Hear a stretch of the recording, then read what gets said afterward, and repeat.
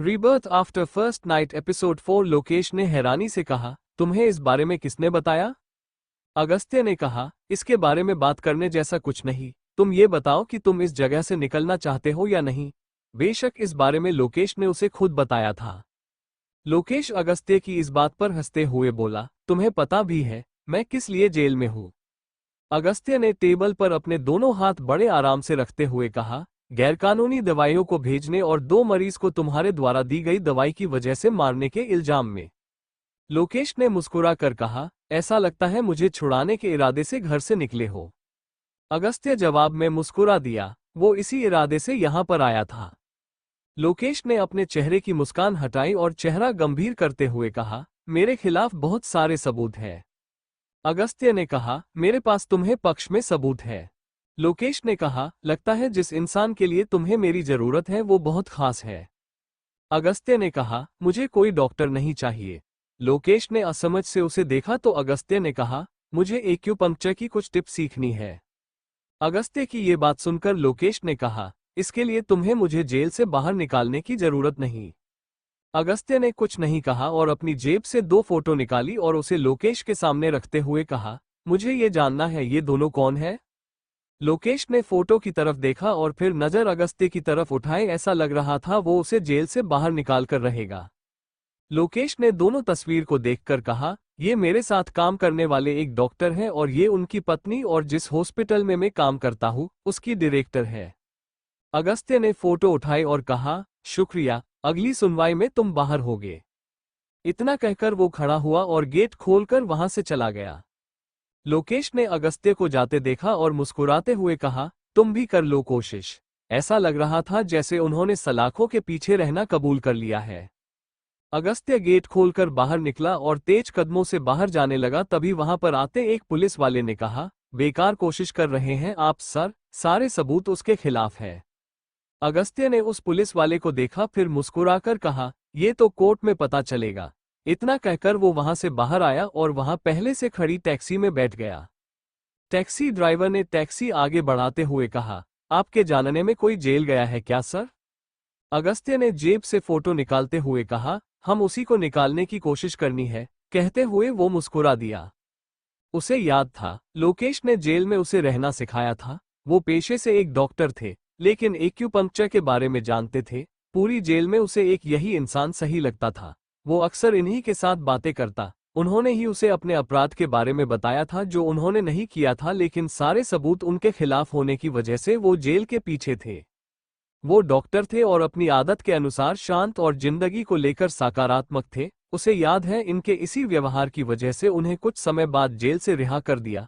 उनके जाने का दुख तो उसे हुआ लेकिन खुशी भी हुई, लेकिन कुछ दिनों बाद वो उससे जेल में मिलने आए और उन्होंने असली अपराधी के बारे में उसे बताया था और भी बहुत कुछ बताया था, लेकिन उसके बाद वो कभी नहीं मिले। मिली तो उनकी मौत की खबर जो किसी पुलिस वाले ने उसे दी थी।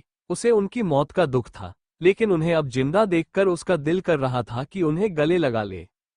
उसने अपनी आंखें बंद की। उसकी जिस दिन शादी थी उससे एक दिन पहले ही उन्हें पुलिस वालों ने गिरफ्तार किया था। उसे वो तारीख खुद उन्होंने ही बताई थी। कुछ पल में ही टैक्सी रुकी तो अगस्त्य ने अपनी आंखें खोली और टैक्सी ड्राइवर को पैसे देकर टैक्सी से बाहर निकला और ऑफिस के अंदर चला गया। शाम को अगस्त्य घर वापस लौटा और कार से उतरकर घर के अंदर जाने लगा, तभी किसी ने उसके कंधे पर हाथ रखा। ये देखकर वो चौंक गया और गर्दन घुमाकर देखा तो वहां अभिमन्यु खड़ा था। उसने अगस्त्य के कंधे पर रखते हुए बोला, भैया आजकल आप मुझ पर ध्यान नहीं दे रहे, क्या बात है? अगस्त्य ने अभिमन्यु का हाथ अपने कंधे से हटाते हुए कहा, क्या चाहिए? अभिमन्यु ने कहा, अरे। अभिमन्यु एक बिल्डिंग के फ्लैट को देख रहा था।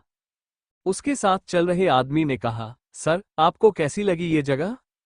अभिमन्यु ने पूरी जगह पर नजर डाली, फिर फ्लिस्क की तरफ देखकर कहा, तुम्हें क्या लगता है फ्लिक्स, ये बिल्डिंग सही रहेगी? अभिमन्यु की बात सुनकर फ्लिस्क ने कहा, सही है बॉस। फ्लिस्क की हाँ सुनते ही अभिमन्यु ने उस आदमी से कहा, ये बिल्डिंग हमारी हुई। कहते हुए उसने टेबल पर रखे कागज पर साइन कर दिया। ये देखकर वो आदमी खुश होते हुए बोला, बिल्कुल सर। कहते हुए उसने वो कागज उठाए और वहां से चला गया। अभिमन्यु ने फ्लिस्क के कंधे पर हाथ रखते हुए कहा, जिस भी चीज की जरूरत है मुझे बता दो, मैं बंदोबस्त कर दूंगा। कहते हुए वो आगे बढ़ने लगा तो फ्लिस्क ने कहा, सर इस बिल्डिंग में ये कमरा मिल जाएगा। अभिमन्यु ने उसकी तरफ देखा तो फ्लिस्क ने कहा, बॉस होटल में खर्चा भी है और आरामदायक भी नहीं है। अभिमन्यु ने अपने चेहरे पर मुस्कान लाते हुए कहा, ठीक है, लेकिन मुझे जल्द से जल्द अपने बैंड को हर मॉल में चाहिए। जवाब में फ्लिस्क ने हाँ में सिर हिला दिया। अभिमन्यु उस बिल्डिंग से बाहर निकला और अपनी कार से पहले फ्लिस्क को उसके होटल में छोड़ा, फिर खुद घर की तरफ निकल गया। कुछ देर बाद अभिमन्यु की कार उसके घर के सामने रुकी। वो कार से बाहर निकला तभी उसकी नज़र कुछ दूरी पर खड़ी कार पर चली गई, जहां नौकरानी की मदद से सिया कार में बैठ रही थी। अभिमन्यु ने भन्हे उठाते हुए खुद से कहा, पैर तो एक जगह टिक गए हैं लेकिन खुद एक जगह बैठे रहने का इरादा नहीं है। कहते हुए उसने सिया की कार को जाते देखा, फिर सीटी बजाते हुए घर के अंदर चला गया, लेकिन वो हॉल में ही बैठा रहा। वो हॉल में कुछ पल रुकने के बाद घर के बाहर आ रहा था। वो बार बार यही कर रहा था। उसे देखकर ऐसा लग रहा था जैसे उसे किसी का इंतजार हो। घर के अंदर बाहर करते हुए उसे लगभग 1 घंटा हो गया और उसके चेहरे पर मुस्कान तब आई जब उसने घर का मेन गेट खुलते देखा। घर का मेन गेट खुला और अगस्त्य की कार घर के अंदर आने लगी। अगस्त्य की कार को आता देखकर वो रुक गया और अगस्त्य के घर के करीब आने का इंतजार करने लगा। कुछ पल के बाद अगस्त्य की कार घर के सामने रुकी। अगस्त्य कार से उतरकर घर के अंदर जाने लगा, तभी अभिमन्यु ने अगस्त्य के कंधे पर हाथ रखते हुए बोला, भैया, आजकल आप मुझ पर ध्यान नहीं दे रहे, क्या बात है? अगस्त्य ने अभिमन्यु का हाथ अपने कंधे से हटाते हुए कहा, क्या चाहिए? अभिमन्यु ने कहा, अरे, भाभी नहीं आए। अगस्त्य ने अभिमन्यु की तरफ देखा तो अभिमन्यु ने कहा, आहो, सॉरी, आप तो ऑफिस गए थे और भाभी तो अभी अभी बाहर गई है। अगस्त्य ने अभिमन्यु के चेहरे पर मजाक उड़ाने वाले भाव देखे और उसे घूरते हुए कहा, तुमसे किसने कहा? अभिमन्यु ने अपने बालों पर हाथ फेरते हुए कहा, मैंने खुद देखा। कहते हुए उसने तिरछी नजर से अगस्त्य को देखा। अगस्त्य ने एक नजर उस पर डाली और तेजी से अंदर की तरफ चला गया। अभिमन्यु ने घूमकर अगस्त को देखा और चेहरे पर मुस्कान लिए बगीचे की तरफ बढ़ गया था। अगस्त्य घर के अंदर आया तो उसे सिया हॉल में नहीं दिखी तो वो अपने कमरे में आ गया, लेकिन कमरा खाली था। अचानक वो रुक गया। वो सिया को क्यों ढूंढ रहा था, लेकिन क्यों? वो वही रखे सोफे पर बैठ गया और खुद से बोला, सिया, उससे शादी करी है मैंने, न कि कैद, वो कहीं भी आ जा सकती है। कहते हुए उसने अपना सिर सोफे पर टिका लिया और छत की तरफ देखने लगा। अभिमन्यु की बात सुनकर उसे न जाने क्यों ऐसा लग रहा था जैसे सिया उसे हमेशा के लिए छोड़कर चली गई थी। वो अभी ही सोच में मग्न था, तभी उसके कानों में सिया की आवाज आई, आप इतनी जल्दी आ गए? सिया की आवाज सुनकर उसने सामने देखा। वहां सिया व्हीलचेयर पर बैठी थी और उसके पीछे नौकरानी उसकी व्हीलचेयर को धक्का लगा रही थी। वो सिया की व्हीलचेयर को कमरे के अंदर ले आई और वहां से चली गई। सिया ने अगस्त्य के चेहरे की तरफ देखकर कहा, क्या हुआ, आप परेशान क्यों हैं? अगस्त्य ने गर्दन दूसरी तरफ घुमाते हुए कहा, कुछ नहीं, बस थक गया हूं। तुम बाहर कहाँ गई थी? अगस्त्य की बात सुनकर उसने कहा, दोस्त से मिलने। अगस्त्य ने सिया की तरफ देखकर कहा, लगता है बहुत खास है। कहते हुए उसने सिया के चेहरे की तरफ देखा तो सिया ने खुश होते हुए कहा, हाँ, बहुत खास है वो। अगस्त्य को अच्छा नहीं लगा। वो खड़ा होते हुए बोला, मैं नहाने जा रहा हूँ। उसे क्या कहना चाहिए, ये उसे समझ नहीं आता, जिस वजह से उसने वहां से जाना ही ठीक समझा। सिया ने अगस्त्य के मुरझाए हुए चेहरे को देखा तो खुद से कहा, इसे क्या हुआ? तभी अगस्त्य का फोन बजने लगा। उसने फोन उठाते हुए कहा, हेलो जानू, तुम्हारा काम हो गया ना? चलो अच्छा है, फिर कल मिलते हैं, समय बता देना, ओके। यहाँ अगस्त्य शॉवर के नीचे खड़ा हुआ था। उसे कुछ भी समझ नहीं आ रहा था कि उसके दिल में क्या चल रहा है। सिया बस घर से बाहर गई थी, ये कोई बड़ी बात नहीं थी। उसके दोस्तों से मिलने वाली बात पता नहीं क्यों उसे बुरा लग रही थी। ऐसा उसके साथ पहले कभी नहीं हुआ। उसने कभी ऐसा महसूस नहीं किया था। अमायरा के तो बहुत से दोस्त थे, वो भी आदमी, लेकिन इस बात से उसे कभी आपत्ति नहीं। शायद वो उस पर अंधा भरोसा था। उसने अपनी आंखें खोली। इसका मतलब ये था कि उसे डर है कि कहीं सिया भी उसे धोखा न दे दे। उसने गहरी सांस छोड़ी और खुद से कहा, क्या अनाप शनाप सोच रहा है तू? कहते हुए उसने गाल थपथपाए। वो कुछ पल रुका, फिर टॉवल कमर पर बांधकर बाथरूम से बाहर निकला और अलमारी से कपड़े निकालकर जैसे ही घुमा उसकी नजर सामने बैठी सिया पर गई। वो हैरानी से उसे घूर रही थी। अगस्त्य ने जल्दी से अपने हाथ में पकड़े कपड़ों को अपने सीने पर रखा और बाथरूम के अंदर भाग गया।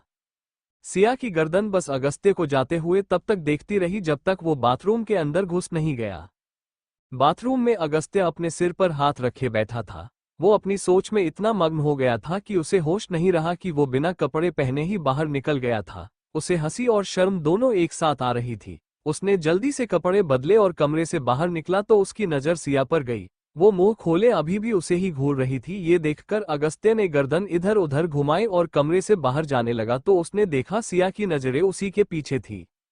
अगस्त्य ने ये देखकर उसके आंखों के सामने चुटकी बजाते हुए कहा, क्या देख रही हो? सिया ने बिना ज्यादा ध्यान दिए कहा, आपकी कमर पर तिल है। अगस्त्य हैरान तो था ही और साथ में उसका चेहरा लाल हो रहा था। सिया ने उसमें देखा भी तो कहाँ देखा। उसने अपने चेहरे पर गंभीरता लाते हुए कहा, हाँ तो नहीं हो सकता क्या? अगस्त्य की इस बात पर सिया होश में आए और बोली, नहीं ऐसा तो कुछ नहीं है, लेकिन वो क्यूट है। अगस्त्य ने अपना सिर पकड़ लिया। ये लड़की मासूम थी क्या, जो बोलने से पहले एक बार भी नहीं सोचती थी क्या बोल रही है और किससे? अगस्त्य ने उसे घूरा तो सिया ने कंधे उठाते हुए कहा, क्या किसी ने तुम्हें ऐसा नहीं कहा? अगस्त्य ने कहा, ऐसी जगह किसी ने देखा ही नहीं जहां तुमने देखा है। सिया को अब समझ में आया कि गड़बड़ कहाँ हुई थी। उसका चेहरा अचानक से लाल हो गया। अगस्त्य उसका चेहरा देखकर जोर जोर से हंसने लगा। अगस्त्य को हंसता देखकर सिया ने मुंह उठाकर कहा, तुम तो ऐसे हंस रहे हो जैसे मैं कभी देख ही नहीं पाऊंगी। ये मत भूलो हम पति पत्नी हैं। सिया की बात सुनकर अगस्त्य की हंसी रुक दी, क्योंकि आज सिया ने पहली बार उससे बात करते हुए तुम कहा, जो उसे खामोश कर चुका था। उसने सिया को देखा को उसे ही घूर रही थी। ये देखकर अगस्त्य ने कहा, इसका मतलब ये हुआ कि मैं भी देख सकता हूँ, आपके कहाँ तिल है? कहते हुए वो सिया की कुर्सी की तरफ झुका और मुस्कुरा दिया। सिया ने अगस्त्य को अपने दोनों हाथ से धक्का देते हुए कहा, आप एक लड़की से ऐसी बातें कैसे कर सकते हैं? आपको शर्म नहीं आती? अगस्त्य सिया के पीछे आया और उसकी कुर्सी को धक्का लगाते हुए कहा, पर मैं तो अपनी पत्नी से बात कर रहा हूँ। कहते हुए वो हंसने लगा। वो और सिया एक दूसरे से मजे लेते हुए बाहर आ गए थे। उन दोनों को हंसते मुस्कुराता देखकर अभिमन्यु, जो सोफे पर मजे से बैठा था और इस बात का इंतजार कर रहा था कि अभी अगस्त्य के कमरे से लड़ने की आवाज आएगी, लेकिन जब उसकी नजर उन दोनों के हंसते चेहरे पर गई तो वो हैरान रह गया। उसका हैरान चेहरा अगस्त्य के चेहरे से छिप न सका। जब उसकी नजर अभिमन्यु की नजरों से मिली तो अभिमन्यु मुस्कुरा दिया, लेकिन अगस्त्य ने अपना चेहरा फेर दिया और सिया के साथ बाहर बगीचे में आ गया। अभिमन्यु वहां से हटकर अपने कमरे की तरफ बढ़ते हुए कहा, बेकार में मेहनत की। कहते हुए उसने गुस्से में गेट बंद किया और बेड पर लेट गया। तभी उसका फोन बजा। अभिमन्यु ने फोन की स्क्रीन की तरफ देखा और फोन वही बेड पर फेंककर बाथरूम की तरफ बढ़ गया। बेड पर पड़े फोन की स्क्रीन पर अमायरा नाम दिख हो रहा था। अगले दिन ए ग्रुप अगस्त्य ऑफिस में बैठा हुआ कुछ काम कर रहा था। उसके सामने दीवार पर लगी टीवी चालू थी जिस पर खबर चल रही था। अगस्त्य अभी अपना काम कर रहे थे तभी टीवी पर चली गई, जिस पर अमायरा नजर आ रही थी। अगस्त्य ने देखा, अमायरा जैसे ही एयरपोर्ट से बाहर आए, कई सारे रिपोर्टर ने उसे घेर लिया था और उससे सवाल कर रहे थे, जिसका जवाब वो मुस्कुराते हुए दे रही थी। अमायरा क्या कह रही थी इस पर अगस्त्य का ध्यान नहीं था। उसका ध्यान तो अमायरा के चेहरे पर बनी मुस्कान पर था, जिससे उसे बहुत नफरत थी। अगस्त्य की नज़र अमायरा पर थी, लेकिन उसे अचानक सिया का ख्याल आ गया। वो अक्सर मुस्कुराती रहती थी। सिया का ख्याल आते ही उसके होठ पर भी मुस्कान आ गई। उसे जब इस बात का एहसास हुआ तो उसने अंगूठे से अपने होठों को हालत सा छुआ। तभी उसकी नज़र वापस टीवी पर गई। उसे होश आया। उसने देखा अमायरा रिपोर्टर को अलविदा कहकर कार में बैठ चुकी थी। उसने टीवी बंद कर दी और खुद से कहा, अमायरा मैं तुम्हारा उतना ऊपर उठने का इंतजार कर रहा हूँ जहां से तुम्हारे गिरने का एहसास भी तुम्हें हो और दर्द भी। मैं कहते हुए उसके चेहरे पर गुस्सा नजर आने लगा। वो इतनी आसानी से अमायरा से बदला नहीं लेना चाहता था। जहां उसे कोई जानता भी न हो, वो अमायरा के चेहरे पर वही दर्द और दुख देखना चाहता था जो अमायरा ने उसे दिया था। इसलिए उसने अभी तक न अमायरा को छेड़ा था और न ही अभिमन्यु को। उसकी इस जिंदगी का एक ही लक्ष्य था, वो था अभिमन्यु और अमायरा को आसमान से जमीन पर लाना, लेकिन उसके लिए उसे इंतजार करना था। उसने टीवी बंद करने के बाद फाइल खोली, लेकिन उसका काम करने का मन नहीं कर रहा था, जिस वजह से वो खड़ा हुआ और अपने कैबिन से बाहर निकल गया। वो अपने केबिन से निकलकर लिफ्ट की तरफ जाने लगा। तभी अनुभव, जो शायद उसी लिफ्ट में ऊपर आया था, अगस्त्य को अयनी और आता देखकर जैसे ही कुछ बोलने के लिए मुंह खुला तो अगस्त ने उसको एक नज़र देखकर कहा, बाद में बात करते हैं, कहते हुए वो अनुभव के पीछे खुली लिफ्ट के अंदर आ गया और सबसे आखिरी बटन दबा दिया। अनुभव हैरानी से अगस्त को जाता देखकर बोल, इस फाइल का क्या करूं? कहते हुए उसने अपने हाथ में पकड़ी फाइल की तरफ देखा जिस पर वो अभी अगस्त के हस्ताक्षर लेने आया था। उसने एक नज़र बंद लिफ्ट को जाते देखा, फिर कुछ पल ऐसे ही खड़े रहने के बाद फाइल लेकर अगस्त के केबिन की तरफ बढ़ गया। इधर अगस्त्य ए कंपनी की बिल्डिंग से बाहर निकलकर अपनी कार की तरफ बढ़ गया। वहां पर एक बेंच पर बैठे अगस्त्य के ड्राइवर ने जब उसे आते देखा तो जल्दी से कार की पीछे वाली सीट का गेट खोल दिया। लेकिन अगस्त्य ने उसे रोकते हुए कहा, आज आपकी छुट्टी, मैं खुद कर ड्राइव करूंगा। इतना कहकर वो ड्राइविंग सीट पर आकर बैठ गया और कार आगे बढ़ा दी। काफी देर ड्राइव करने के बाद उसने कार एक बड़े से पार्क के सामने जाकर रुकी और कार से बाहर निकालकर वही कार से ही टिककर खड़ा हो गया। उसकी नज़र उससे कुछ दूरी पर बने पार्क पर थी, जिस सड़क पर अभी अगस्त्य खड़ा था। उसी सड़क पर आगे जाने पर कई सारे कॉलेज थे जिनके बच्चे वहां समूह में पढ़ रहे थे। शायद परीक्षा का समय था। अगस्त्य उसी पार्क को देखता रहा। उस पार्क को देखते हुए उसकी पुरानी यादें ताज़ा हो गई। उसका कॉलेज भी उन कई कॉलेज में से एक था और आज जिस पार्क में वो बच्चे बैठे थे वो कभी वहां बैठा करता था, अकेले या फिर तुषार के साथ। अपने कॉलेज के दिनों को याद करके उसके होठों पे मुस्कान आ गई थी। उसे जब अपने काफी देर तक खड़े होने का एहसास हुआ तो वो वापस जाने के लिए जैसे ही कार का गेट खोलने लगा तभी किसी ने उसके कंधे पर हाथ रख दिया। अगस्त्य हैरान रह गया क्योंकि उसे जानने वाला कोई नहीं था। अब उसने पलटकर देखा तो वहां एक लड़का खड़ा था। अगस्त्य ने भन्हे उठाकर उसे देखा तो उसने कहा, if you don't mind can you join us? हमारी टीम में एक प्लेयर कम है और आज का मैच बहुत जरूरी है। कहते हुए उसने अपने पीछे इशारा किया जहां कुछ लड़के और भी खड़े थे। अगस्त्य ने देखा ये सब फुटबॉल गेम खेलना चाहते थे लेकिन शायद एक व्यक्ति की कमी की वजह से वो खेल नहीं पा रहे थे। अगस्त्य ने फिर भी कहा, मैं कैसे खेल सकता हूँ? उसे यहाँ से जाना चाहता था। कुछ देर बाद उसके घर जाने का समय होने वाला था। अगस्त्य की बात सुनकर उस लड़के ने अगस्त का हाथ पकड़ते हुए कहा, प्लीज बिग ब्रो, आज बहुत जरूरी मैच है। आपको चिंता करने की जरूरत नहीं, आप खड़े भी रहेंगे तो भी चलेगा, हमें बस एक खिलाड़ी चाहिए, प्लीज मना मत करिए। उस लड़के के साथ वहां खड़े बाकी लड़के भी अगस्त्य से विनती करने लगे। उन सबको इतना जिद करते देख अगस्त्य ने सिर हाँ में हिला दिया। अगस्त्य की मंजूरी शायद उनके लिए बहुत जरूरी थी, जिस वजह से वो सब खुशी से चिल्लाने लगे। अगस्त से हाँ सुनने के बाद वो सब अगस्त्य के साथ वहां पर बने एक कॉलेज के ग्राउंड में आ गए, जहां पहले से एक टीम खड़ी हुई उनका इंतजार कर रही थी। अगस्त को देखकर दूसरी टीम के एक खिलाड़ी ने कहा, ये हमारे कॉलेज का नहीं है, ये हमारे साथ नहीं खेल सकता। जिम्मी। जिम्मी उसी लड़के का नाम था जो अगस्त्य को उनके साथ खेलने के लिए राजी करके लाया था। उसने अगस्त को देखकर कहा, कॉलेज का नहीं है तो क्या हुआ, मेरे बड़े भाई हैं और बड़े भाई को ला सकते हैं, उस पर कोई रोक नहीं है। जिम्मी की बात सुनकर अगस्त्य को हंसी आ रही थी। इतनी जल्दी उसका कोई रिश्तेदार भी बन गया था, वो भी ऐसे इंसान का जिसका नाम उसे अभी अभी पता चला है। फिर क्या फुटबॉल मैच शुरू हो गया और हमेशा की तरह कॉलेज के बच्चे मैच देखने के लिए आने लगे, लेकिन उन सबकी नज़र अगस्त्य पर ही थी। वजह थी कि वहां पर सारे लड़के अपनी अपनी टीम की जर्सी और हाफ निक्कर में थे, लेकिन एक अगस्त्य ही था जो सफेद शर्ट और काली जीन्स में था, जो उसे सबसे अलग बना रहा था। वो सब कॉलेज के बच्चे सिर्फ उसे ही देख रहे थे। अगस्त्य फुटबॉल अपने कॉलेज के समय में बहुत खेलता था, इसलिए ये खेल उसके लिए नया था, जिस वजह से वो बड़े आराम से खेल रहा था। सिया अपने हाथों को आपस में जोड़े हुए जगदीश की तरफ देख रही थी, जो उसके फोन से किसी से बात कर रहे थे। सिया को देखकर ऐसा लग रहा था जैसे वो किसी का इंतजार कर रही हो। तभी जगदीश ने फोन काटकर सिया की तरफ बढ़ाते हुए कहा, आपकी दोस्त बस गेट पर ही है, मैं किसी को भेजता हूँ। कहते हुए उन्होंने वहां खड़ी नौकरानी को जाने का इशारा किया। सिया ने खुश होते हुए कहा, थैंक यू डैड। जगदीश ने कहा, अरे इसमें थैंक्स कैसा, आपके दोस्त आ रहे हैं तो उन्हें यहां तक का रास्ता बता ही सकता हूँ। सिया ने बस सिर हिला दिया। तभी गेट से आवाज आए, सिया। सिया और जगदीश ने आवाज की दिशा में देखा तो वहां पर एक लड़की खड़ी थी।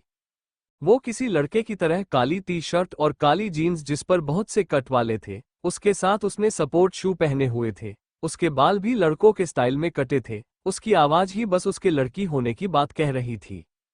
सिया ने उसे अंदर आने का इशारा करते हुए कहा, जानू। वो लड़की जिसका नाम जानू था वो घर के अंदर आए, तभी उसकी नज़र जगदीश रह गई तो उसने जल्दी से कहा, नमस्ते अंकल। जगदीश ने नमस्ते कहते हुए कहा, नमस्ते बेटा, आइए बैठिए। जानू ने सिया की व्हीलचेयर को पकड़ते हुए कहा, आज नहीं अंकल, आज तो आपकी बहू को लेकर जाना है। कहते हुए उसने सिया की तरफ देखा जो उसे शांत रहने का इशारा कर रही थी। जानू को शांत कराते देख जगदीश ने सिया को रोकते हुए कहा, रहने दो सिया बेटा, आप दोनों जाइए। सिया ने खुश होकर जानू को देखा तो जानू ने कहा, थैंक्स अंकल। तभी सिया के फोन पर मैसेज आया। उसने देखा तो मैसेज अगस्त्य का था जिस पर लिखा था, वो देर से घर आएगा। अगस्त्य का मैसेज पढ़ने के बाद उसने जगदीश को बताते हुए कहा, डैड, आज अगस्त्य देर से घर आएंगे। जानू ने ताली बजाते हुए कहा, फिर तो नाइट पार्टी, अंकल आप भी चलिए। सिया ने उसे घूरते हुए कहा, किसने कहा मैं रात तक बाहर रहेंगी। जानू ने मुंह बनाते हुए कहा, अंकल देखिए ना, एक तो इतने दिन बाद ही मिले हैं, मैं इतनी दूर से इससे मिलने आई हूँ और ये एक रात अपने पति के बिना नहीं रह सकती। पति शब्द सुनकर सिया के कान लाल हो गए। उसने जानू को घूरा लेकिन जानू ने कोई ध्यान नहीं दिया और जगदीश के पास रखे सोफे पर जाकर बैठ गई।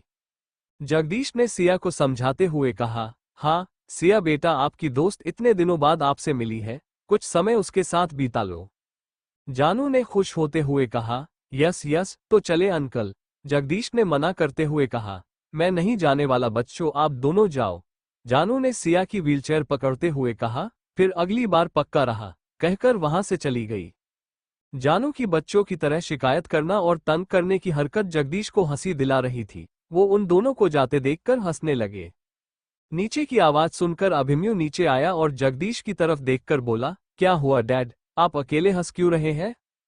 जगदीश ने उसकी तरफ देखकर कहा, हंसने वाली अभी अभी गई है। अभिमन्यु ने कहा, सिया। भाभी। भाभी शब्द उसके मुंह से निकलने में समय लगा। जगदीश ने खड़े होते हुए कहा, नहीं, सिया की दोस्त जानू। अभिमन्यु की बात का जवाब देकर वो वहां से चले गए। अभिमन्यु बस उनकी पीठ को देखता रहा। यहाँ कार में सिया ने जानू का कान पकड़ते हुए कहा, झूठ क्यों बोला, मेरे डैड से कल ही मिले थे न हम, और तुम बड़ी दूर से आए हो, यही कॉलेज में पढ़ रही हो। जानू ने अपना कान सिया के हाथ अलग करते हुए कहा, क्या सिया, मैं बस अंकल को मक्खन लगा रही थी। सिया ने कहा, हाँ देखा मैंने, पूरा मक्खन का पैकेट खाली कर दिया तुमने। जानू ने अपने बालों पर हाथ फेरते हुए कहा, ये सब छोड़ो सिया, तुम ये सुनो, आज पता है कॉलेज में मैंने क्या देखा। सिया ने भन्हे उठाते हुए कहा, अब क्या मिल गया तुम्हें। जानू ने कहा, आज एक नए लड़के को देखा। सिया मैं सच बता रही हो, उसे देखने के लिए आसपास के कॉलेज की लड़कियों इकट्ठा हो गई थी। तुम देखती ना, कस से, क्या बॉडी थी। सिया ने उसके सिर पर हाथ मारते हुए कहा, सपनों से बाहर आओ जरा।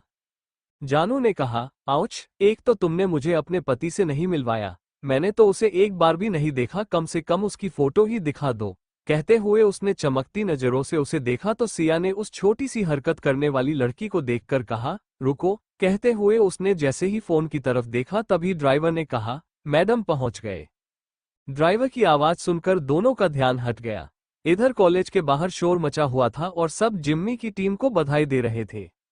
अगस्त्य टीम के जीतने के बाद वहां से जाने लगा तो जिम्मी ने उसे रोकते हुए कहा, क्या बिग ब्रो, पार्टी भी है, अभी बाकी है। अगस्त्य ने उसे मना करते हुए कहा, मुझे अब जाना है। लेकिन जिम्मी ने नहीं सुना और अगस्त्य का हाथ पकड़ते हुए कहा, नहीं बिग ब्रो, आपकी वजह से हम जीते हैं तो आपका पार्टी में होना जरूरी है, क्यों टीम। जिम्मी की टीम ने जोर से हाँ कहा। जिम्मी से एक बार फिर अगस्त्य हार गया और बोला, ठीक है। फिर क्या अगस्त्य और जिम्मी के साथ कुछ दोस्त अगस्त्य की कार में बैठ गए और कुछ अपनी अपनी बाइक पर थे। कुछ देर बाद अगस्त्य जिम्मी और उसकी टीम के साथ एक क्लब में था। वहां पर जोर शराबा हो रहा था और साथ में बंद जलने वाली लाइटें जगमगा रही थी। वहां काउंटर पर सिर्फ जूस के ही गिलास थे। जिम्मी ने अगस्त्य के हाथ में एक गिलास देते हुए कहा, ये लो बिग ब्रो। अगस्त्य ने हैरानी से कहा, तुम सब जूस पीने यहां तक आए हो। जिम्मी ने इशारा करते हुए कहा, इसके लिए आए हैं। अगस्त्य ने पीछे देखा तो वहां पर बहुत से लोग डांस कर रहे थे। वो लोग खुलकर डांस करने के लिए यहां पर आए थे। जिम्मी वहां से हटकर डांस फ्लोर पर आ गया और डांस करने लगा। अगस्त्य वही कुर्सी पर बैठ गया और जूस पीते हुए जिम्मी और उसकी टीम को डांस करते हुए देखने लगा। मेरे होठों से धुआंधार निकलती है जो बोली, जैसे जैसे बंदूक की गोली। मेरे तेवर में है तहजीब की रंगीन रंगोली, जैसे जैसे हो ईद में होली। अगस्त्य जूस का गिलास रखकर खड़ा हुआ ही था, तभी जिम्मी ने उसका हाथ पकड़ा और उसे फ्लो पर ले आया।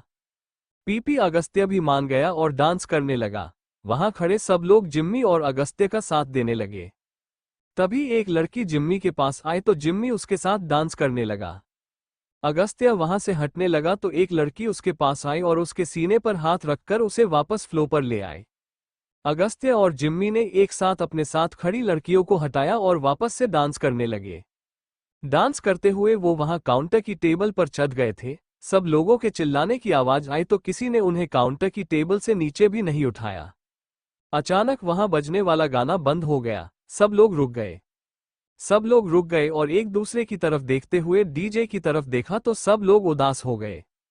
तभी एक लड़की की आवाज सुनकर सब लोग आवाज की दिशा के साथ पीछे पलटकर अगस्त्य ने जब वहां देखा तो वहां सिया व्हीलचेयर पर थी, उसके बगल में जानू बैठी हुई उसे देख रही थी। अगस्त्य पहले तो सिया को देखकर हैरान हो गया और फिर उसके साथ अपरिचित चेहरा उसे और हैरान कर रहा था। लेकिन जब सिया के होठ शांत हुए तो अगस्त्य ने गाना गाना शुरू किया। गाना खत्म ही अगस्त्य सिया के सामने आकर खड़ा हो गया। गाना खत्म होते ही डीजे ठीक हो गया और फिर से गाना बजने लगा। डीजे की आवाज सुनकर अगस्त्य और सिया का ध्यान एक दूसरे की तरफ हट गया। कोई कुछ कहता उससे पहले जानू ने चिल्लाते हुए कहा, ये वही लड़का है जिसके बारे में मैं तुम्हें बता रही थी सिया। जानू की आवाज सुनकर सिया और अगस्त्य दोनों की गर्दन उसकी तरफ घूम गई। लेकिन जानू ने सिया की बातों पर ध्यान नहीं दिया और सिया का हाथ पकड़ते हुए कहा, सिया देखो ये वही है जिसके बारे में तुम्हें मैं बता रही थी। कहते हुए वो खड़ी होने लगी तो सिया ने उसे वापस बैठाते हुए कहा, जानू। अगस्त्य ने सिया के मुंह से जब जानू सुना तो हैरानी से पहले जानू को ऊपर से नीचे देखा। ये एक लड़की थी जिसका नाम जानू था और वो क्या क्या सोच रहा था, लेकिन अभी वो जानू के बारे में नहीं सोच सकता था। उसने नजर वापस सिया की तरफ घुमाई और कहा, आप यहाँ क्या कर रही है? सिया कुछ कहती उससे पहले जानू ने कहा, मैं लाए आपको कोई दिक्कत? अगस्त्य ने इस लड़की की तरफ देखा। आज और अभी उसे सिया से बात करने से पहले इस लड़की से निपटने की जरूरत थी। उसने अपना परिचय देना ही सही समझा और वो जैसे ही अपना परिचय जानू को देने के लिए कुछ बोलता तभी जिम्मी ने उसके कंधे पर हाथ रखते हुए कहा, क्या हुआ बिग ब्रो? अगस्त्य के साथ जानू और सिया की नजरें जिम्मी की तरफ घूम गई। अगस्त्य कुछ कहता उससे पहले जिम्मी का ध्यान सिया और जानू की तरफ चला गया। उन्हें देखकर उसने कहा, hello ladies, my self Jimmy.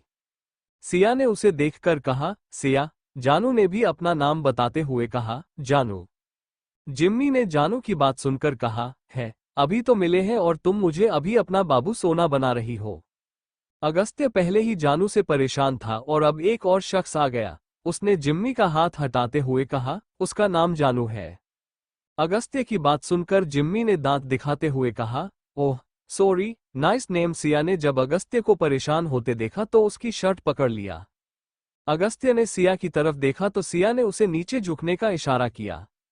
Agastya Siya के कहने पर झुक गया तो सिया ने उसके कान के पास अपने होठ करते हुए कहा, सॉरी, लेकिन जानू की जिद की वजह से मैं यहां आ गई। वो जब अपनी बात कह रही थी तब उसके होठ अगस्त्य के गाल को छू रहे थे, जिस वजह से अगस्त्य चौंक गया। अगस्त्य ने गर्दन सिया की तरफ घुमाई तो सिया ने आगे कहा, आप यहाँ कैसे? अगस्त्य ने जिम्मी की तरफ इशारा करते हुए कहा, ये लेकर आया। सिया ने कहा, दोस्त। अगस्त्य ने उसे पूरी बात बता दी। सिया ने उसे समझाते हुए कहा, ऐसे किसी अनजान के साथ कहीं नहीं जाते और अकेले तो कहीं नहीं। सिया की बात सुनकर अगस्त्य को हंसी आने लगी थी। वो उसे ऐसे समझा रही थी जैसे वो कोई छोटा बच्चा हो, लेकिन अगस्त्य ने उसे सही नहीं किया बल्कि सिर्फ गर्दन हाँ में हिला दी। लेकिन किसी और को सिया की बातों से आपत्ति थी और वो जिम्मी था जिसने उसकी बात सुन ली और कहा, अरे, मैं शक्ल से क्या गुंडा लगता हूँ? जानू ने जिम्मी की बात को सही साबित करते हुए कहा, हाँ सिया, ये मेरे कॉलेज में ही है। मैं जानती हूँ जिम्मी को, ये गुंडा नहीं है। जिम्मी के साथ सिया और अगस्त्य हैरानी से जानू को देखने लगे। वो कुछ भी बोले जा रही थी। जानू को अचानक अपनी बातों का एहसास हुआ और वो चुप हो गई। जिम्मी ने जानू की बात सुनकर कहा, अच्छा, तभी मैं सोचूं मैंने तुम्हें कहीं देखा है। हम एक ही कॉलेज में हैं, क्या सहयोग है? अगस्त्य ने उन दोनों को बातों में लगे देखकर कहा, सिया हम चलते हैं, इन दोनों को लगे रहने दो। कहते हुए उसने उसको उठाने के लिए हाथ जैसे ही बढ़ाए तभी जिम्मी ने अगस्त्य से कहा, वैसे बिग ब्रो तुम इन्हें कैसे जानते हो? जिम्मी का साथ देते हुए जानू ने भी कहा, हाँ तुम सिया को जानते कैसे हो? अगस्त्य ने कहा, आखिर आप दोनों को याद आ ही गया। खैर मेरा नाम अगस्त्य है और मैं सिया का पति हूँ। जानू ने हैरानी से सिया की तरफ देखा तो सिया ने हाँ में सिर हिला दिया। जानू ने जल्दी से कहा, ओह हेलो जीजू। अगस्त्य ने बस जवाब में हेलो क्योंकि वो इस लड़की से जीत नहीं सकता था।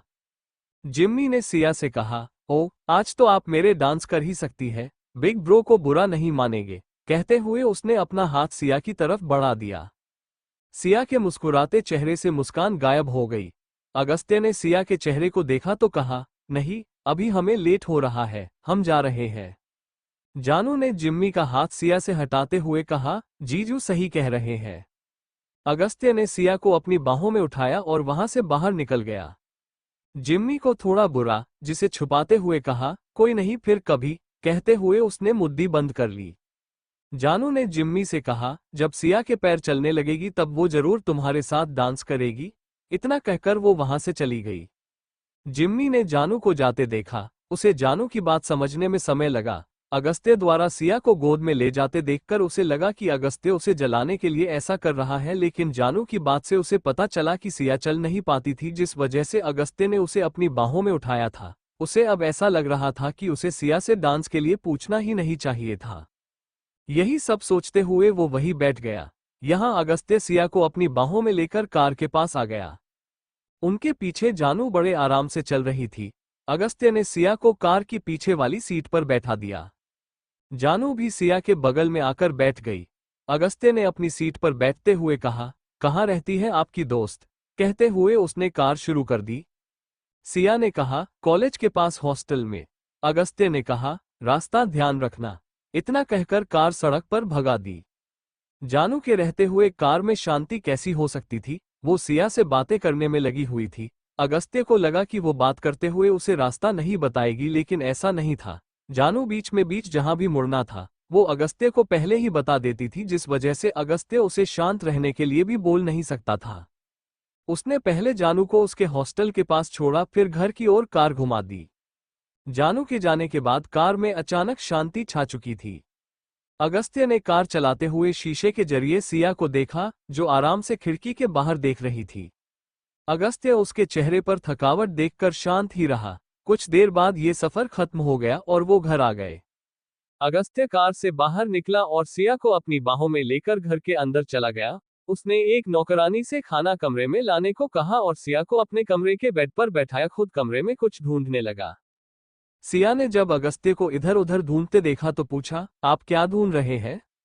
अगस्त्य ने अपनी शर्ट की बाह फोल्ड करते हुए कहा, स्पीकर। सिया बेड पर बैठे हुए अगस्त्य को देख रही थी, जो अलमारी के सबसे नीचे वाली जगह से कुछ न कुछ निकाल रहा था। सिया ने देखा अगस्त्य ने अलमारी से 2 बॉक्स निकाले थे। एक में कुछ सामान रखा था, शायद अगस्त्य के बचपन का सामान था, और दूसरा वाले में एक लंबा बॉक्स था और उसके बगल में एक डिब्बा था। अगस्त्य ने उस दूसरे बॉक्स से लंबे बॉक्स एक बगल में हाथ डाला और एक स्पीकर निकाला। अगस्त्य ने स्पीकर उठाकर बेड के बगल में रखी टेबल पर रखकर सिया की तरफ देखा। सिया ने स्पीकर की तरफ देखा, जो ज्यादा बड़ा नहीं था, लेकिन उसे देखकर लग रहा था कि वो बहुत कम बार ही इस्तेमाल किया था। सिया ने नजरें स्पीकर से हटाकर अगस्त्य की तरफ उठाई, जो फोन में कुछ ढूंढ रहा था। सिया कुछ समझ पाती उससे पहले अगस्त्य ने फोन को स्पीकर से कनेक्ट किया और एक गाना चला दिया। मैनू तेरी बनके रहना तेरी हूं बस यारा गाने की आवाज सुनकर सिया ने अगस्त्य की तरफ देखा। ना चाहूं चांद सितारे माही सबसे प्यारा। अगस्त्य ने भी नजरें सिया की तरफ घुमा दी। जहां कहेगा वहां रह लूंगी, हंस हंस के सब कुछ सह लूंगी। दोनों एक दूसरे को देख रहे थे। गाने को सुनते हुए दोनों मुस्कुरा दिए। जहां कहेगा वहां रह लूंगी, हंस हंस के सब कुछ सह लूंगी। अगस्त्य ने सिया की तरफ देखते हुए अपना हाथ बढ़ाया तो सिया ने असमझ से उसे देखा तो अगस्त्य ने अपने हाथ की तरफ इशारा कर दिया। माहिया ये वादा कर वे मैं तेरी हो गया। सिया ने हिचकिचाते हुए अपना हाथ अगस्त्य के हाथ में दे दिया। मुझे दूर ना करी वे मैं तेरी हो गया। अगस्त्य ने अपना दूसरा हाथ उसकी तरफ बढ़ाया तो सिया ने भी उसके हाथ में हाथ रख दिया। वो समझने की कोशिश कर रही थी कि अगस्त्य करना क्या चाहता है। ये डोर मोहब्बत की कमजोर ना करी। अगस्त्य ने सिया के दोनों हाथों से उसे अपनी तरफ किया तो सिया हल्का सा आगे आ गई। कदमों में दुनिया ये सारी रख दूं। अगस्त्य ने सिया के हाथ छोड़ दिए और उसे अपनी बाहों में उड़ा लिया। तेरे आगे जहां हर वारी रख दूं गाना अभी भी चल रहा था और सिया के हाथ अगस्त्य की गर्दन के चारों तरफ आ गए थे। तेरी मेरी जोड़ी की निशानी रख दूं अगस्त्य सिया को गोल गोल घुमा रहा था। इश्क ये अपनी जुबानी रख दूं सिया ये देखकर जोर जोर हंसने लगी। तेरे कोल कोल आके अपना तुझे बना के अब मुझको यारा कोई ना फिक्र। माहिया ये वादा कर अगस्त्य सिया के साथ खेलते हुए उसे बेड पर बैठा चुका था। उसने सिया के हाथ अगस्त्य की गर्दन से हटकर बेड पर आ चुके थे। अगस्त्य सिया के साथ खेलते हुए उसकी नाक को छू रहा था। ये देखकर सिया भी कहाँ रुकने वाली थी, वो भी अगस्त्य की बाह पकड़कर उसे झुकाकर उसे छेड़ रही थी। नाक को छूने से शुरू हुई ये शरारत एक दूसरे को गुदगुदी करने में बदल गई थी। सिया जो अब तक बैठी हुई थी वो बेड पर लेट गई थी। अगस्त्य जिसके पैर जमीन पर थे और अभी तक सिर्फ हल्का झुका हुआ था, वो अब बेड पर आ चुका था। वो दोनों घुटने सिया के अगल बगल में मोड़े हुए थे। उसके दोनों हाथ सिया के पेट पर थे और उसका चेहरा सिया की तरफ झुका हुआ था। मैं तेरा हो गया मुझे दूर ना करी, मैं तेरा हो गया मुझे दूर ना करी। अगस्त्य के हाथ सिया के पेट पर गुदगुदी करते हुए उसके गले पर आ गए और वो सिया के चेहरे पर थोड़ा और झुक गया था। गाना खत्म हो चुका था लेकिन वो दोनों एक दूसरे में इतना खो गए थे कि दोनों को पता भी नहीं चला कि वो दोनों बहुत करीब आ चुके हैं और वो अब एक दूसरे को छेड़ना छोड़कर बस एक दूसरे को देख रहे थे। तभी गेट पर दस्तक हुई। दोनों की नजरें आवाज के साथ गेट की तरफ घूम गई। वो दोनों अभी भी अपनी लय में मग्न थे और खाली आंखों से बंद गेट को देख रहे थे। बाहर खड़े शख्स ने गेट पर एक बार गेट पर दस्तक दी जो उन दोनों को होश में ले आए। दोनों ने एक साथ एक दूसरे की तरफ देखने के लिए जैसे ही गर्दन घुमाई, उन दोनों के होठ हल्के से छू गए, जिस वजह से दोनों चौंक गए। अगस्त्य जल्दी से सिया से दूर हो गया। उसने स्पीकर पर बज रहे धीमे संगीत को भी बंद किया और गेट की तरफ बढ़ गया। उसने दोबारा सिया की तरफ देखने की हिम्मत नहीं की और गेट खोल दिया। गेट खुलते ही उसे सामने नौकर दिखाई दिए जो उसके कहने पर खाना लेकर आए थे। अगस्त्य गेट से हट गया तो दो नौकर खाना टेबल पर रखकर वहां से चले गए। अगस्त्य गेट वापस बंद करके वही गेट के पास खड़ा रहा। सिया बेड पर लेटे हुए दूसरी तरफ देख रही थी। उसने जब गेट बंद होने की आवाज सुनी तो नजरें अगस्त्य की तरफ घुमाए। उसी समय अगस्त्य ने भी नजरें सिया की तरफ उठाई थी। जब अगस्त्य ने सिया को खुद को देखता पाया तो खुद को सामान्य दिखाते हुए सिया के पास आया और उसे बाहों में उठाकर सोफे पर बैठा दिया। इस दौरान उसके कांपते हाथ सिया को साफ महसूस हो रहे थे। सिया को सोफे पर बैठाने के बाद वो उसके बगल में बैठ गया और सिया की प्लेट में खाना डालने लगा। तभी सिया ने कहा, थैंक्स। सिया की आवाज सुनकर अगस्त्य ने सिया की तरफ देखकर कहा, किस लिए? सिया ने कहा, मैं डांस नहीं कर पाई थी तो आपने डांस कराने के लिए। सिया की बात सुनकर अगस्त्य ने उसके हाथ में प्लेट देते हुए कहा, उसकी जरूरत नहीं, मैं बस ये देख रहा था कि ये स्पीकर इतने दिनों बाद भी चल रहा है कि नहीं। इतना कहकर उसने अपनी प्लेट में खाना डाला और खाना खाने लगा।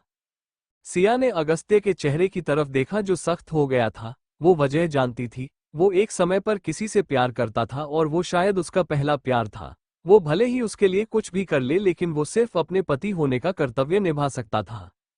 इसके बाद कोई भी बात नहीं हुई। दोनों के खाना खाया और कपड़े बदलकर बेड पर आ जाए जहां अगस्त्य ने सिया के पैरों को एक्यूपंक्चर थेरेपी देने के बाद सो गया।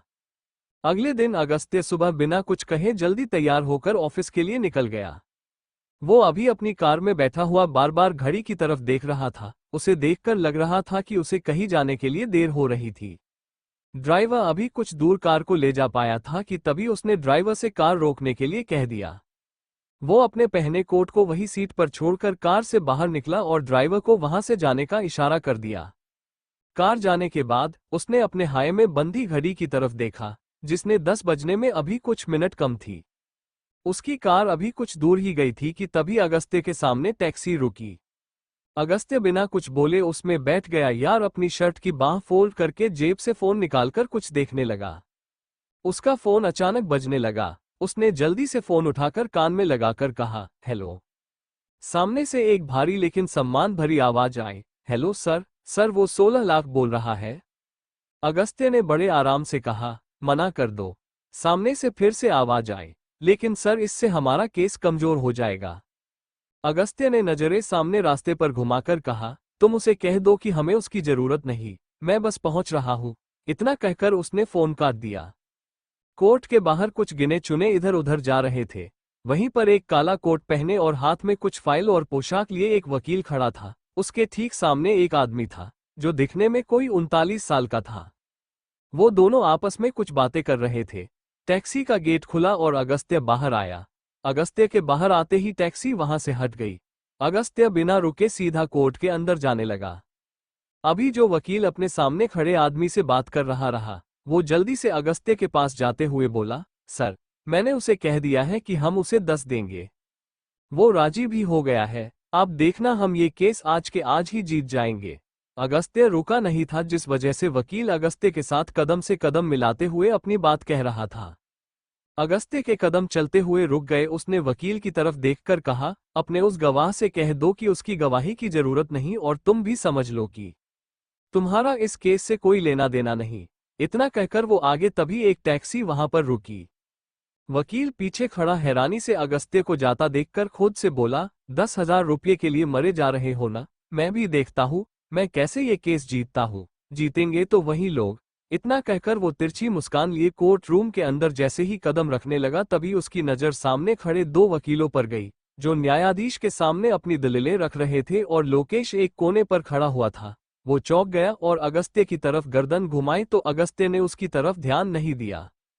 अगस्त्य कोर्ट में रखी एक बेंच पर बैठ गया था और सामने चल रही कार्यवाही को देखने लगा। तभी लोकेश के विपक्ष में खड़े वकील ने कहा, मैं लॉर्ड, पिछली बार लोकेश के खिलाफ सारे सबूत कोर्ट में पेश किए जा चुके हैं, तो हम इंतजार किस चीज का कर रहे हैं? डॉक्टर लोकेश को जल्द से जल्द सजा सुना देनी चाहिए।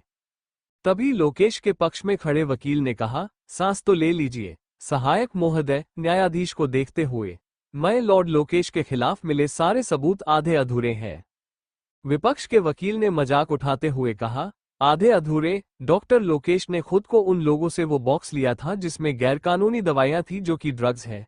इसका वीडियो भी हमारे वहां लगे सीसीटीवी कैमरे से मिल गया है और साथ में पुलिस द्वारा पकड़े उस आदमी ने भी अपनी गवाही दे दी है। ये तो रही ड्रग्स की बात। अब बात करते हैं 2 मरीजों की मौत की। डॉक्टर लोकेश ने खुद साइन किए थे रजिस्टर में कि उन्होंने ही उनका इलाज किया है। अब इससे ज्यादा क्या सबूत चाहिए? पक्ष वकील ने विपक्ष से कहा, बॉक्स के अंदर क्या था? ये तो सीसीटीवी वीडियो में नहीं था। विपक्ष वकील ने कहा, ड्रग्स ही होंगे, खुद उस आदमी ने पुष्टि की है। पक्ष वकील ने कहा, वो झूठ भी बोल सकता है। विपक्ष वकील ने कहा, वो झूठ क्यों बोलेगा, वो तो खुद फंसा हुआ है। पक्ष वकील ने नजर न्यायाधीश की तरफ घुमाते हुए कहा, मैं लॉर्ड, मैं उस आदमी को कटघरे में बुलाना चाहता हूं। न्यायाधीश की कहा, इजाजत है। एक आदमी कटघरे में आ गया। तब लोकेश के पक्ष में खड़े वकील ने उससे पूछा, तुम डॉक्टर लोकेश से पहली बार कब मिले थे? आदमी ने कहा, जब मैं बॉक्स इन्हें देने आया था। वकील ने पूछा, इसका मतलब तुम उस दिन से पहले कभी डॉक्टर से नहीं मिले? आदमी ने नमे गर्दन हिलाते हुए कहा, नहीं, मेरी सिर्फ फोन पर ही बात होती थी। मेरा काम तो बॉक्स को डिलीवर करने का काम होता है। मैं तो जानता भी नहीं हूं कि इसमें ड्रग्स थे। वकील ने कहा, तो हर बार बॉक्स लेने यही व्यक्ति आता था? कहते हुए उसने लोकेश की तरफ इशारा किया तो उस आदमी ने नमे गर्दन हिलाते हुए कहा, नहीं, मुझे फोन आता था कि बॉक्स कहाँ रखने हैं, मैं बस रखकर चला जाता था। लेकिन जब मैं आखिरी बार बॉक्स देने आया था तो ये सर मेरे पास आए और बॉक्स ले गए, तो मुझे लगा बॉक्स इन्होंने ही मंगवाया है, इसलिए मैं बॉक्स देकर चला गया। पक्ष वकील ने लोकेश की तरफ देखकर कहा, तो डॉक्टर लोकेश, आप उस आदमी के पास क्यों गए थे? लोकेश ने कहा, क्योंकि उस दिन दवाइयां आने वाली थी जो सीमित और जरूरी थी, इसलिए मैं खुद नीचे डिलीवरी लेने गया था। मुझे लगा यही डिलीवरी देने आया है, इसलिए मैं वो बॉक्स लेकर चला गया। पक्ष वकील ने न्यायाधीश की तरफ देखकर कहा, मैं लॉर्ड, इससे ये साफ होता कि ये सिर्फ एक सहयोग था। विपक्ष वकील ने कहा, इसका मतलब दवाइयों का बॉक्स भी होगा कहीं न कहीं? पक्ष वकील ने कहा, बिल्कुल। विपक्ष वकील ने कहा, कहाँ है वो? पक्ष वकील ने कहा, इसके किए मैं लोकेश के सहयोगी डॉक्टर को बुलाना चाहता हूं, मैं लॉर्ड। न्यायाधीश ने कहा, इजाजत है। पक्ष वकील ने एक फाइल उठाई और डॉक्टर को दिखाते हुए कहा, ये फाइल आपकी ही है ना? पक्ष वकील ने कहा, सुनने में आया है आपका और हॉस्पिटल के डायरेक्टर की वाइफ का क्या रिश्ता है? वकील की ये बात सुनकर डॉक्टर ने कहा, आप ये क्या कह रहे हैं? पक्ष वकील ने कुछ फोटो सामने करते हुए कहा, आप दोनों बहुत करीब नजर आ रहे हैं। देखिए इसमें फोटो में वो और डायरेक्टर की वाइफ एक साथ बैठे हुए थे, वो भी कैफे में। विपक्ष वकील ने बीच में आते हुए कहा, इसका उस बॉक्स से कोई लेने देना नहीं है माय लॉर्ड। पक्ष वकील ने कहा, इससे लेना देना है क्योंकि ड्रग्स बॉक्स डायरेक्टर की वाइफ ने मंगवाया था, जिसके कहने पर इन्होंने वो बॉक्स डॉक्टर लोकेश से ले लिया। क्यों डॉक्टर साहब? Thank you for listening. मुझे उम्मीद है आपको ये स्टोरी पसंद आई होगी। अगर आपको पसंद आए है तो प्लीज़ लाइक और कमेंट करना ना भूलें और मोर स्टोरीज के लिए सब्सक्राइब करें। मिलते हैं नेक्स्ट वीडियो में।